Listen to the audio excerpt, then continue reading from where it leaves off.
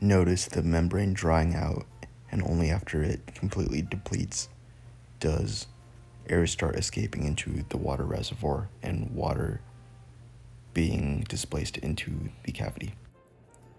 I want to point out that the oxygen gas escaping through the intake means that connecting this line back to the sealed hole on top isn't even necessary. It will repressurize just as a consequence of the two cavities being connected. In the previous setup, that hole that this nozzle is returning into on this acrylic box was sealed by masking tape.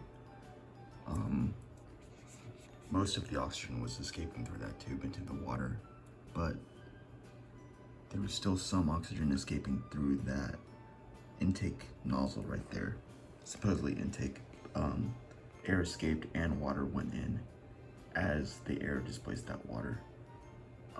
But now this setup will mean that all of the oxygen should return to this reservoir and repressurize it even more. So let's see.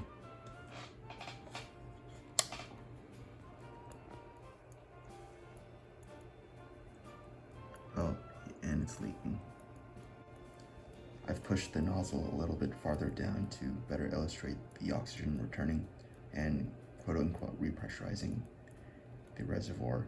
Now the water level in the reservoir is dropping, but I don't know if that's because more water is being forced into the fuel cell, which we'll check in a second, or because whatever floats you bought didn't seal the reservoir right and things are leaking.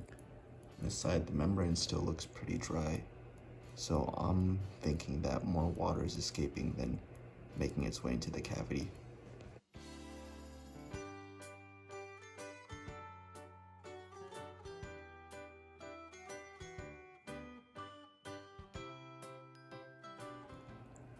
Leaking. I think the water level is below the intake nozzle at this point, so it'll just take this little bit of water left in the membrane to dry up and hydrogen production should stop. I don't think it'll be that long. We're at about 20 minutes, 21 minutes, and this should be drying up soon.